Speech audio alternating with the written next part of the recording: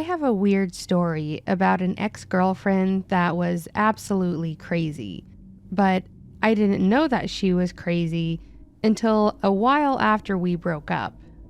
When we were together, it was a great time. Emily was pretty much just a pure ball of energy and spontaneity. She was all about doing whatever we wanted, when we wanted, and she was typically up for anything.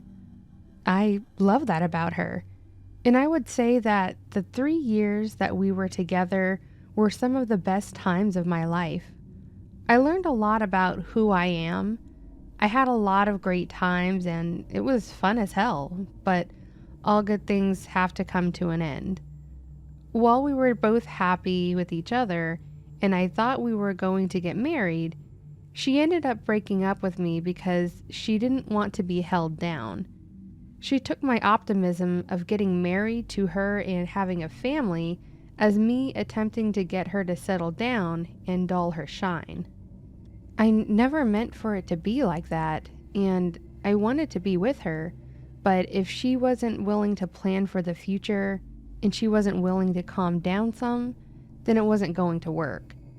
After talking through this for several days, and after spending a lot of time reflecting as a couple that loved each other, we decided that we needed to move on with our lives without each other. Of course, I was deeply cut by this whole situation, and she seemed like she was as well, but it was her idea and a mutual decision, and neither of us was yielding on our position. I ended up moving out of our apartment and back in with my parents for a while until I could get back on my feet, and while she and I agreed that we should still talk, it obviously wasn't going to work. The conversations would just end up with us talking about the good times we had, and they were emotionally tormenting.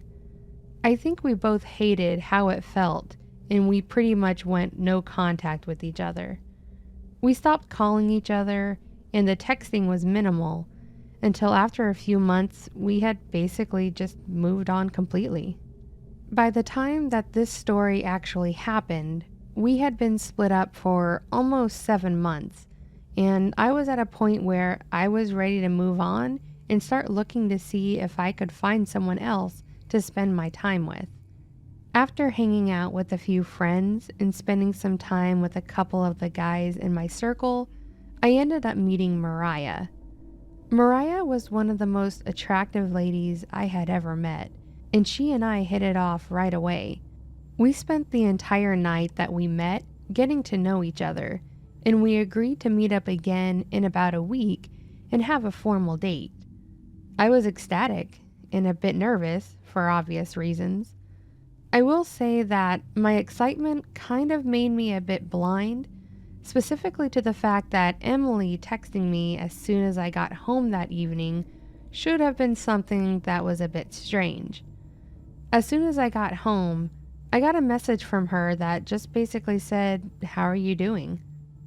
I contemplated not responding to her because I was in a really good mood, but then I thought that that would have been incredibly rude, especially to someone that I used to love and was close to for 3 years. I responded that I was doing better, that things were kind of looking up, and just things that were generally positive. I asked her how she was, and she ignored the question by asking me why I was in such a good mood. It was a bit odd of her to ask, but she did ask, so I responded. I told her that I felt like I was finally at a point where I could move forward with my life. She responded with, "So you met someone new?" I told her that I may have, but said that I didn't want to talk about that with her right then, and again asked if she was okay.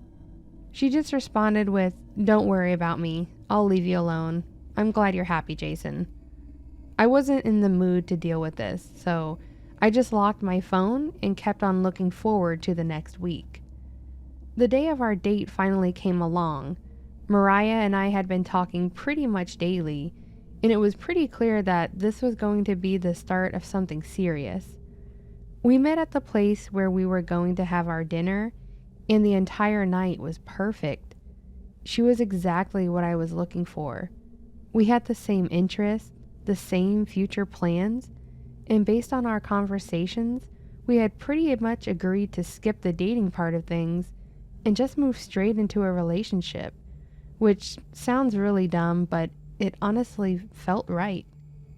After we finished eating, we were about to head out, and I ran to the restroom real quick before we left.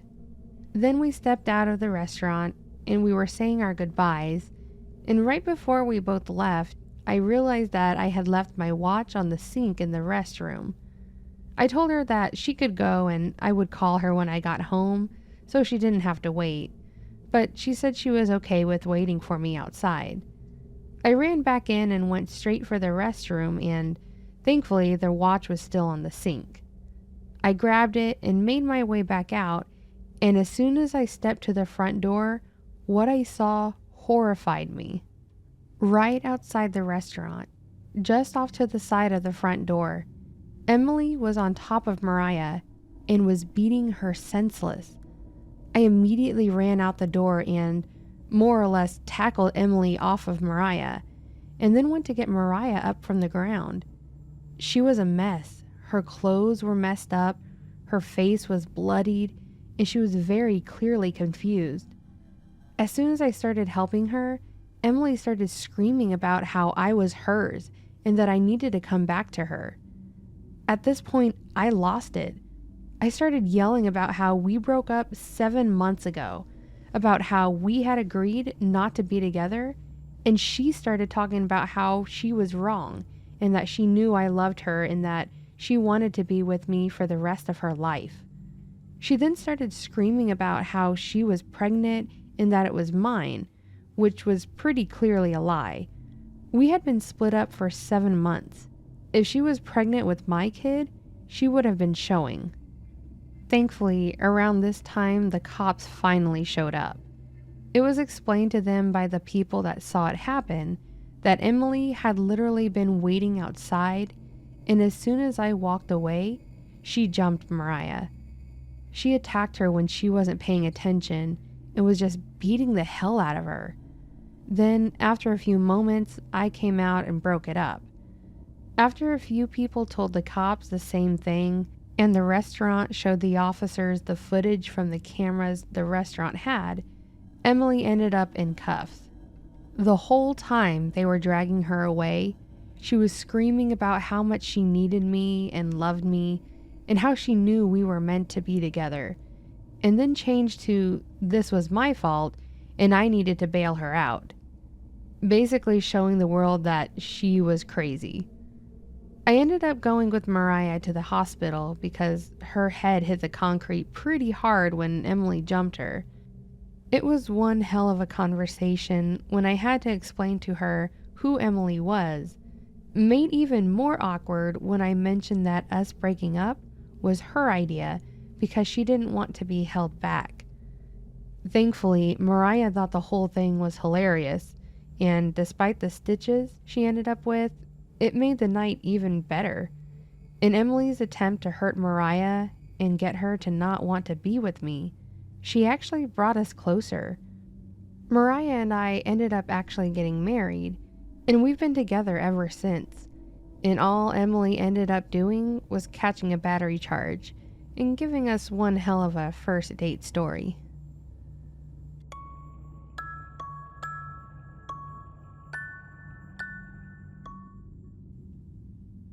This story happened to me back when I was in college.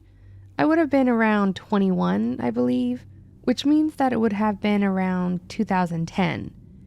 Back then, I used to be a bit socially awkward. Okay, really socially awkward. And I lived on campus for most of my college career. Because I've always been a bit of a loner and a bit awkward, I've never really been one to make a lot of friends.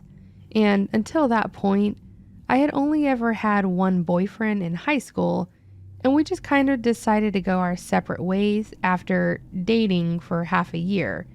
And when I say dating, I mean basically just talking in the hallways a lot. So, yeah, you could say that I was a bit inexperienced when it came to boyfriends and relationships in general. Well, due to this lack of experience, I was a bit desperate, and the minute a guy showed any interest in me, I kind of fell into it. In late 2009, around the end of August, when the fall semester started, I met a guy named Jack. And no, before anyone thinks it is, it's not his real name. Anyways, Jack was a bit of a quiet guy and seemed like he didn't have many people that he would call friends. Basically, the exact kind of person I was. Because of this, and because of a lab that we had to do with a partner, I ended up sitting by and subsequently getting to know Jack. I think the instructor saw that we were both loners and wanted to try and play matchmaker, which I really wish she hadn't. Jack and I became pretty good friends over the couple months that we worked together in that class, and there was some obvious chemistry between us. Then, on my birthday in January, he took me out to dinner and told me that he really had a crush on me and that he was wanting to ask me out. Long story short, we started dating. Of course, and again, I was inexperienced in the world of dating, and it pretty much felt the same to me, except we talked on the phone more and about deeper things. The relationship was going pretty well, honestly. We had our class together, we worked on various projects together, we studied for our exams, and while we were dating, I honestly was looking at Jack as more of a best friend than a boyfriend.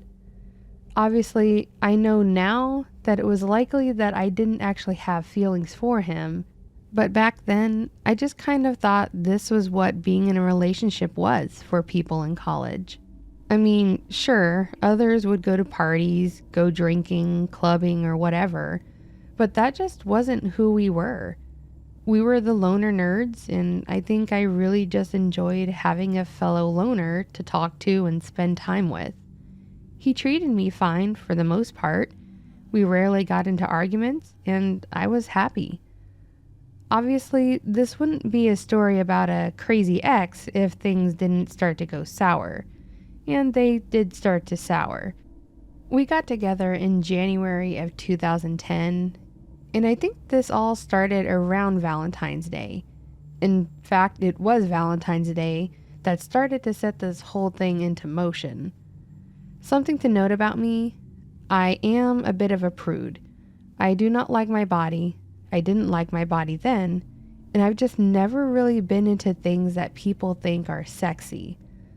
This seemed like it wasn't that big of a deal to Jack, and we had never really even discussed sex in any way. Then come Valentine's Day, I remember that he and I went out on a date, and it ended with us sitting in his car in the dorm parking lot. We were talking about how much we enjoyed dinner, how classes were going. I think I was telling him about issues that my parents were having back home, and he handed me a box. My initial thought was chocolates, the stereotypical Valentine's gift. However, no, this was not chocolate. I opened it, and inside the box was a gently folded up nightgown that was mostly see-through and was very clearly intended to be worn during, intimate moments. I recall that my face became beet red. I didn't expect this, and I didn't want it. And I really wasn't interested in what was being implied by him giving it to me. What's worse, despite my embarrassment and my clear look of mental anguish, Jack followed up with, "I have a bit of extra cash this month. How about you and I go to a hotel room tonight and you can try that on?" I think I honestly started to cry. Not tears of joy or sadness, just literal eyes watering from some level of embarrassment and disdain. I folded it back up and placed it back in the box, then handed it to him. I told him that as much as I really liked him and as much as I appreciated the thought, I was not ready for this relationship to go to that next level. I remember apologizing over and over again and just telling him that I was not ready. After a few moments and heavy sighs, he turned to me and handed the box back. I was a bit upset, but he comforted me with, "Look, I'm not trying to pressure you. I really do love you, and I want to be with you for the foreseeable future. So what I want you to do, I want you to keep this, and then when the day comes that you are ready, it'll be there. That way I don't have to go through the awkward process of returning it, and we can still call it a gift. Is that okay? And, of course, I accepted his proposal. I would keep it, and then it would be there when I was ready. I told him that I didn't know when that would be, and he seemed genuinely okay with it. Everything about his statement, his behavior, his attitude, all of it seemed genuine, and I believed him. This was, unfortunately, where our relationship started to fall apart. We would spend time together, and he would be super clingy, and then by the end of the night, he would seem like he was super distant, like the night was great until it was over, then he would be upset. Hindsight makes it super obvious why, but back then it was just odd behavior. Anytime we would watch a movie that involved anything sexual, he would always get, well, let's just say weird. Then, when nothing sexual happened between us, the next day, he would be super pissed. I would ask him what was wrong, and he would always go off on me over literally nothing. He once yelled at me that I was awake too late after we had spent time together because I posted a meme on Facebook about half an hour after he'd left. He seriously exploded because I shared a stupid meme after he'd left and told me that if he wasn't there at night, he wanted me in bed and asleep. That was actually one of the worst fights and where the already crumbling relationship seriously took a turn. After that night, when he would come over and be together, he would be super controlling, asking me where I was going every time I got up, asking who was texting me, asking what I had done that day, and scrutinizing every single thing I did. Then, after he would leave, he would wait about 20 minutes and he would call me. I made the mistake of answering a couple times. The times I answered, he actually yelled at me, asking why the hell I was still awake. He would text me randomly throughout the day and ask me, or more like demand, that I take a picture of myself and whatever was in front of me. To put it simple, he became ridiculously controlling and wanted to know every single detail about everything that I was doing. Again, this was my first relationship with an adult, the first time I had a boyfriend that I had actually spent time with, and I had no idea what the hell I was doing or supposed to do. Then I actually had an event that gave me a bit of clarity. I was talking with my mother one day, literally talking to her about her going through a divorce with my father, and he texted me with his, "Hey, I want a pic of you." I think my tone changed and my mom noticed because she asked me what was wrong. I broke down. Within a few seconds, I went from trying to comfort her to bawling my eyes out and telling her all about Jack and how he was ruining everything. I seriously just let it all come out. She straight out told me to dump him. She told me that she was unhappy in her marriage with my dad, and that's why they were getting a divorce, and that she didn't want me to end up with someone I didn't love or end up unhappy. At that point, it just kind of clicked. I had to break up with him for my sake, and I didn't want to end up in a loveless relationship with a man that controlled my every move. The next day, when he came over, I told him that we needed to split up. He was, of course, furious.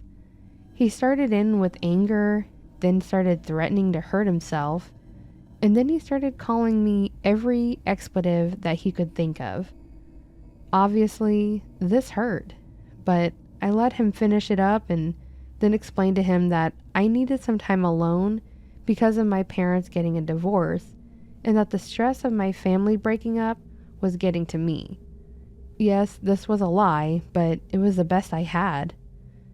After I said that, he just kind of stood there, said he was sorry, and then left. It wasn't quite the amicable breakup I was hoping for, but it was a breakup, and that's all that mattered. I honestly thought it was over after that. Again, my naivety got the best of me.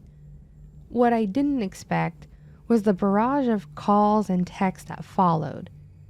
Jack would not leave me alone. It would be, "Hey, how are you?" in the morning, and then, "You're such a stupid..." Well, I'm not going to finish what he said, but you can assume. This went on for a week, and then the "you don't know what you're missing out on" text started, alongside the pictures of his privates. This guy seriously went full on creepy in a matter of around 8 days. It was pretty bad when I could even figure out that he wanted to be with me for literally just one thing. This went on for a couple weeks until the final night and the final event between us took place. It happened on the night of my mother's and my brother's birthday. They share the same birthday, so we always make it a point to have a family dinner out wherever they choose. We were out enjoying ourselves and having a great time at dinner when out of nowhere, Jack seriously walks into the restaurant. I saw him walk in, and I saw him tell the waiter that he was with our party. He walked right over to the table and put his hands on my shoulders and squeezed, and started to say hi to my mother with the fakest voice I'd ever heard. The tension at the table was immediate. My mom had never seen him, but it was obvious who he was. What's worse, he had the audacity to angrily ask who the hell the guy at the table with us was. I said it was my brother, and then said that he needed to leave. My brother asked me if he needed to take care of this guy. I told him no, and honestly, it was a disaster that ended up with my brother and Jack getting into a sort of shoving match, and the manager dragging Jack out of the restaurant in a half-assed chokehold. Thankfully, they let us stay when I explained that Jack was my ex and that he had walked in to cause problems. They could see I was being honest and told us that they would make sure he didn't try to come back. After we ate and after the embarrassment had worn off, we walked outside to go our separate ways. We were standing by my mother's car and talking when, almost out of nowhere, a crappy black Corolla guns it through the lot straight at us. My brother noticed it and was able to yell, and we all got out of the way. My mom's car wasn't so lucky. As you can probably assume, this Corolla belonged to Jack, and he had just committed attempted murder with his vehicle. He then backed up and tried to go as hard as he could in the direction that I ran, smacking into another car. Then he pulled away and took off. If I may say, this all sucked. My mom's car was seriously damaged. Another random person's car was hit, and the back end smashed in. And all of this because of this jackass that I decided to date for a few months. We called the cops. We talked to the management so we could find the person that owned the car that got hit. This whole thing was a disaster.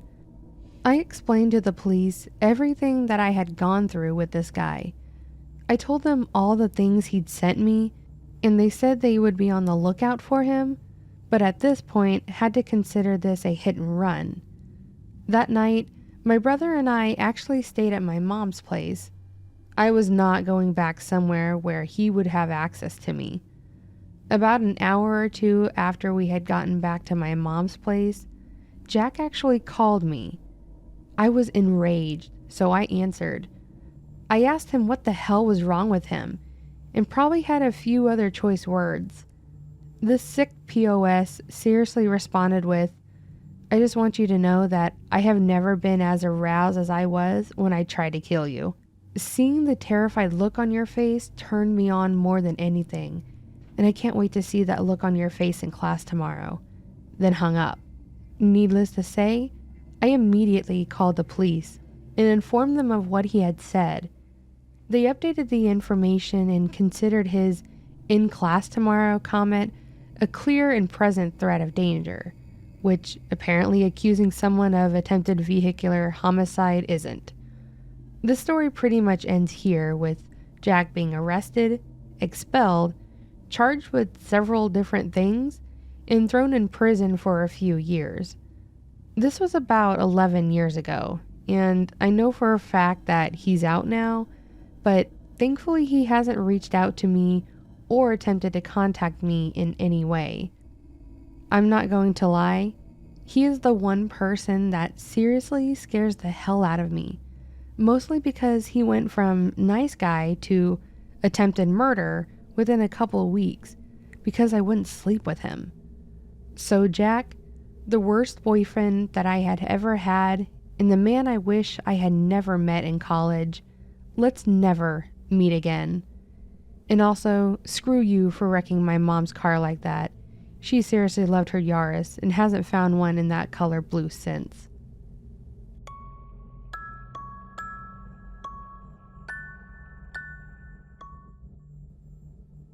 I want to preface this whole thing with, when you're lonely, sometimes you do desperate and stupid things. I'm prepared to be made fun of, but I also think that some things weren't expected, and let's face it, it was also a learning experience. This was a few years back. I was in a fairly serious relationship. I was really into this girl and was actually planning on proposing when I found out she had been cheating on me. To add to it, before I could confront her about it, she left me, taking all her stuff from my place while I was at work. I was pretty depressed and feeling sorry for myself for a good while, as my friends tried to cheer me up. They took me out partying, to dinners, and even invited me to a bachelor party that also had dancers there. And I will say that was the most fun I had had in a while. And I don't know what changed in me, but then I started thinking, what was wrong with living like that? As long as both sides were happy, then I didn't need to have a long-term closed relationship, right? And from then, I didn't. I partied more. I had the free time to do so now because my ex was also very controlling. I had one-night stands. I had bad hangovers, but it was always fun. Then I started using hookup apps, and that made it even easier to find plenty of encounters and parties.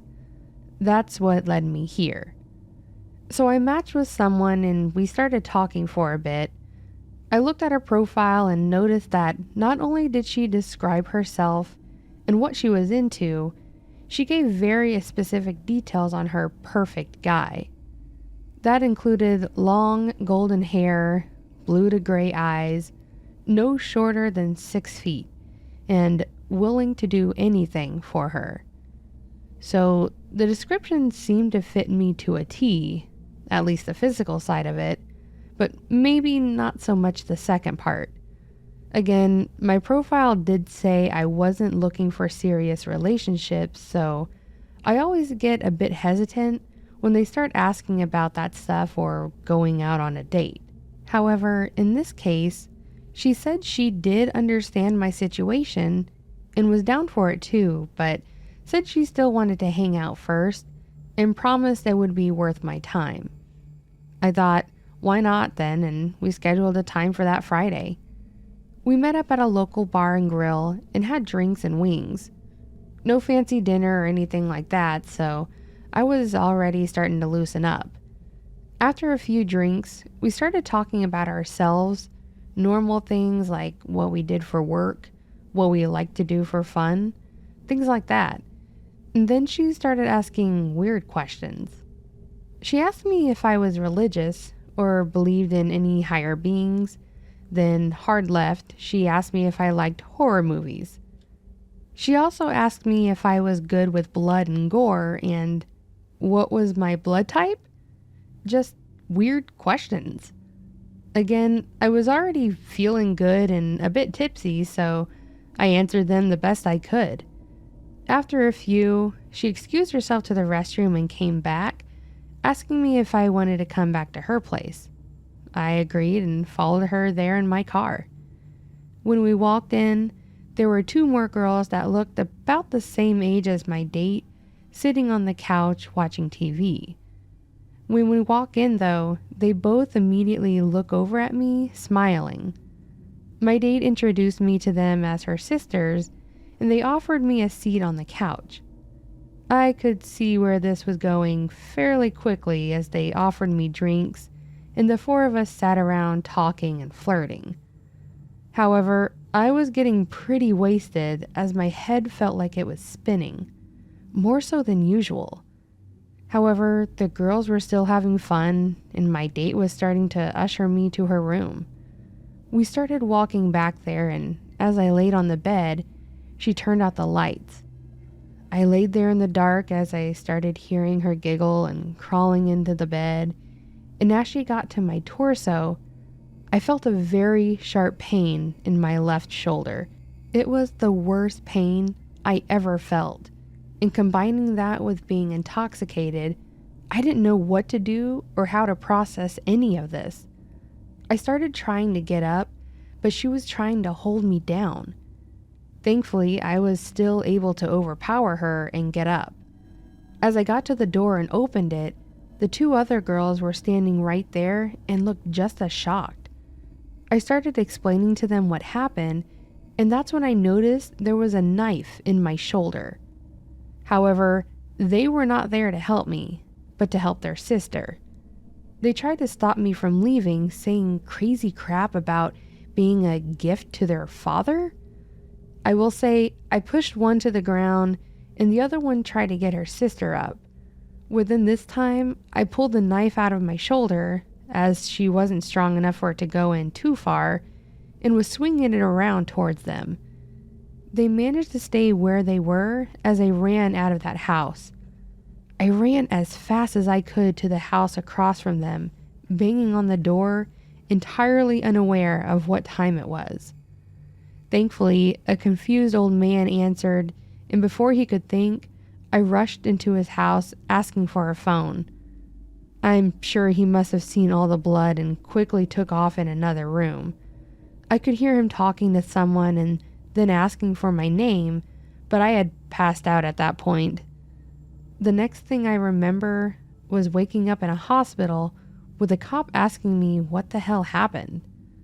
I was glad to explain everything to him, which started making more sense to me as to why she was asking such weird questions. I explained to them where they lived, and they told me that they had gone there, but the place was empty, as in the girls were gone, and so was my phone. They found my car keys, and my car was still there, surprisingly, but they had taken my phone.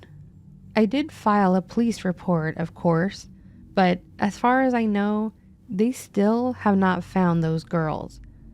That house didn't even belong to them. Apparently, one of them was a maid or something, so they had a key to the place, but they weren't supposed to be there that night. I unfortunately do have a lasting reminder of my stupidity. I can't lift my arm very high without pain, but I'm definitely more cautious about my hookups. If I'm outnumbered, then I'm out. And if they ask weird questions, then I'm out. These are the things my parents didn't teach me growing up.